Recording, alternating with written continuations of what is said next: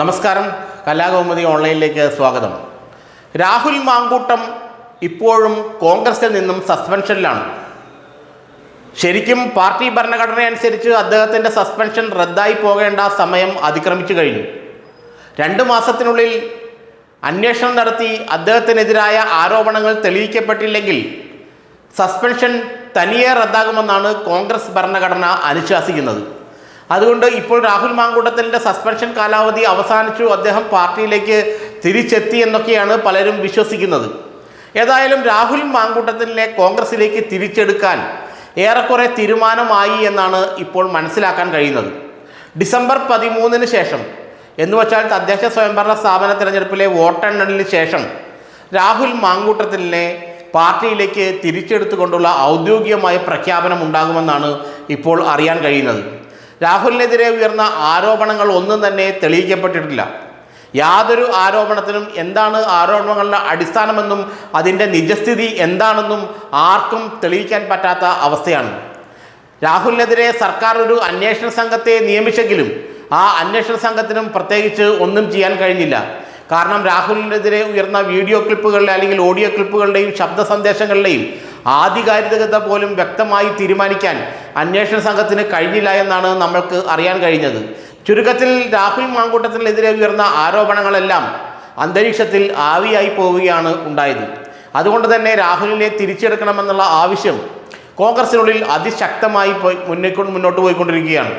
രാഹുൽ മാങ്കൂട്ടത്തിനെ വരുന്ന നിയമസഭാ തെരഞ്ഞെടുപ്പിന് മുമ്പ് തിരിച്ചെടുക്കണമെന്നും അദ്ദേഹത്തെ പാലക്കാട് നിയമസഭാ സ്ഥാനാർത്ഥിയായി മത്സരിപ്പിക്കണമെന്നുമുള്ള ആവശ്യം നാനാഭാഗത്തു നിന്നും ഉയരുന്നുണ്ട്. കോൺഗ്രസ് നേതൃത്വം ഇക്കാര്യത്തിൽ ഒരു ചിന്താക്കുഴപ്പത്തിലാണ് എന്നതാണ് വസ്തുത. കാരണം രാഹുലിനെതിരെ കാര്യമായ ആരോപണങ്ങൾ ഒരു ഭാഗത്തു നിന്നും ഉണ്ടായിട്ടില്ല. ഏതാനും പുകമറയിലൂടെ വന്ന ചില ഓഡിയോ ക്ലിപ്പിങ്ങുകളല്ലാതെ അത് വച്ച് എങ്ങനെയാണ് ഒരാൾക്കെതിരെ നടപടിയെടുത്ത് അയാളെ പാർട്ടിയിൽ നിന്ന് നീക്കം ചെയ്യുക, അല്ലെങ്കിൽ എങ്ങനെയാണ് അയാൾക്ക് സീറ്റ് കൊടുക്കാതിരിക്കുക, ബലാത്സംഗ കുറ്റം ആരോപിക്കപ്പെട്ട് വിചാരണ നടത്തുന്ന അല്ലെങ്കിൽ ഇപ്പോഴും കേസുകൾ കോടതിയിലിരിക്കുന്ന MLA-മാർ ഇടതും വലതിലുമൊക്കെ ഉണ്ട്.